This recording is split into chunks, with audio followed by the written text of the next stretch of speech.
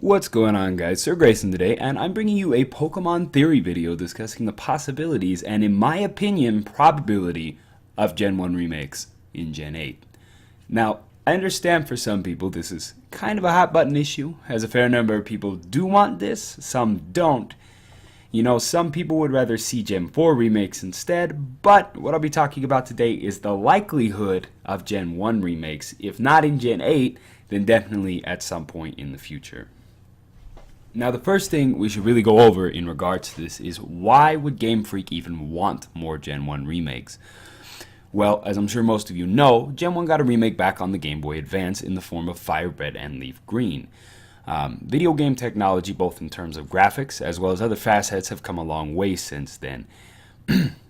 And remakes are often seen by people as being an update of what already exists. The possibility of wanting to update Gen 1 onto the current gen is very real. Additionally, Gen 1 is technically the only gen that doesn't have some kind of port, remake, or original version on a DS console. Gens 2, 4, and 5 are available on the DS.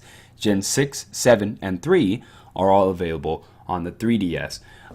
Now, another big reason for them to remake Gen 1 is the cash, money, dollars.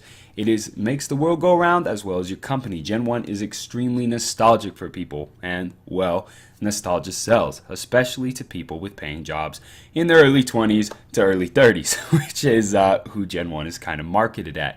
But all of this is just reason why they could make Gen 1. It's not really any kind of solid fact-based evidence for whether or not it'll actually happen. However, there is a lot of things in Gen 7 that point at a return to Kanto, the biggest of which being the Game Freak building that was placed into the game, both Pokemon Sun and Moon. In the building, you find an NPC who asks what your favorite color is, and you have 4 options: red, blue, green, and yellow. Hint, hint, nudge, judge, wink, wink. If you answer yellow, he responds by saying Pika Pika, like the Pikachu in Pokemon Yellow. If you respond with green, he tells you that you must be a huge fan of their games, since, says some people may or may not know, Green was a Japanese-only release before the actual Gen 1 games made their way stateside, therefore implying that if you liked Green, the most you must be a big fan to have played before Pokemon blew up globally. Additionally, an NPC also mentions the fact that they're working on a top secret project that they can't tell you about right now.